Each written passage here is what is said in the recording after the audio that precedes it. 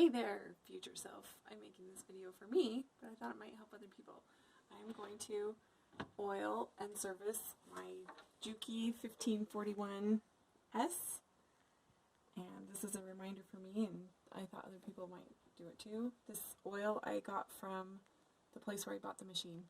It's got a ton in here, and I'm still using it, so that's what I'm going with. I have a little, what are these called? With the little point on it, a little oil thing. So my guys, when I left the shop, they didn't put the screw. I just have one screw right here, and it's on a hinge, so they didn't put that in so that I would be able to open it and do it. And basically, you just oil whatever moves and wherever there's a wick. So we're gonna take a look in here, and it's not too dusty. It just needs the oil. So we're just going to give it a few drops wherever there's a wick. Well, it's already got plenty, it looks like. And then I need to put my head where the camera is. Oh, so this kind of corkscrew for the presser foot going up and down. And I feel like that's pretty much it on this side. So I usually just put oil here in this reservoir and here where the red is. But I just saw a guy on YouTube take this off, so I thought I'd try.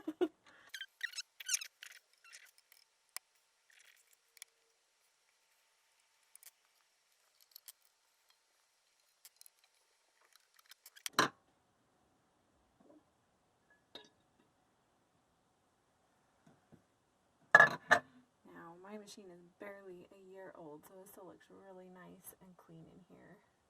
Everything looks shiny. You don't see dust. So we're going to go with our wicks here.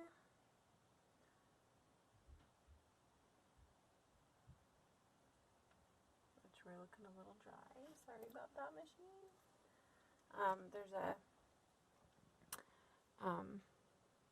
what's that called? Like a shaft that turns, so that I give that a drop of oil. Do not put any drops of oil where there are rubber things. So this belt, do not get oil on that. And then wherever I see these little shafts, I'm just going to kind of do a drop here and there because it doesn't need a lot. I go for our reservoir right here. Give that a few good drops. More wick right there. And that looks good to me. Do you think this is supposed to be wet? Yeah, I'm sure that does. Okay, so right here. Whoop, and that little wick.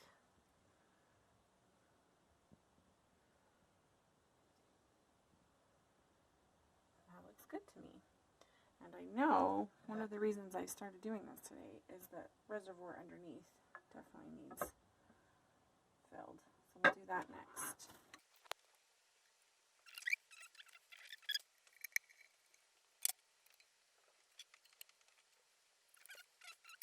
So we're going to put a little bit in there just to make sure we got it. Okay. Alright. I'm going to do a little bit on this bushing right here. On this side. Okay.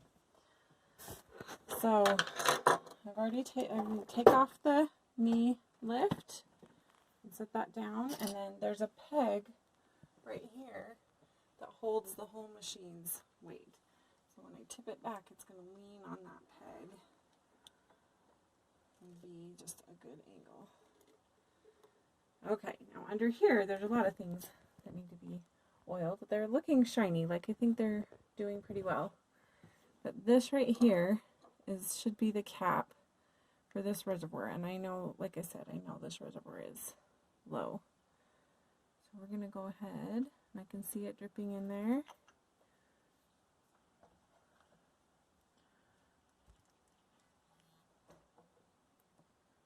Yeah, see, so I was under the low line. So we're going to bring it up.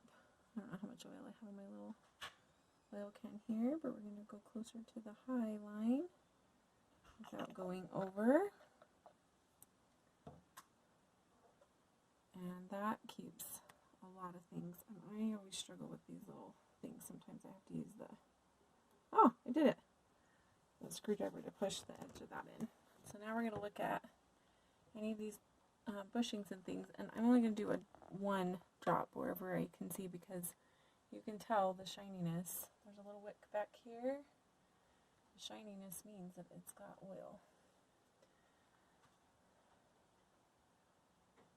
So I'm just going to do one here and there on metal against metal parts that move.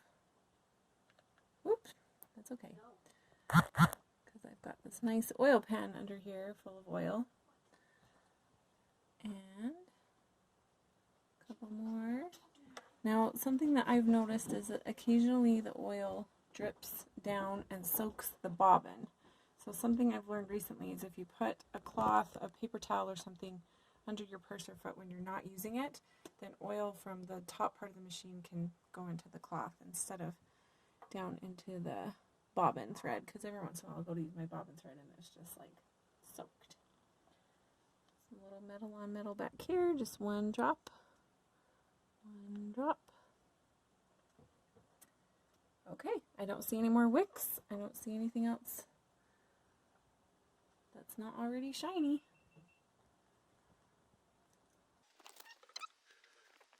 So these machines are designed to be used in industrial spaces, and they oil them about every day after, like a full 8 hours of sewing. So I gauge about when I've sewn about 8 hours on my machine, then I give it a good few drops.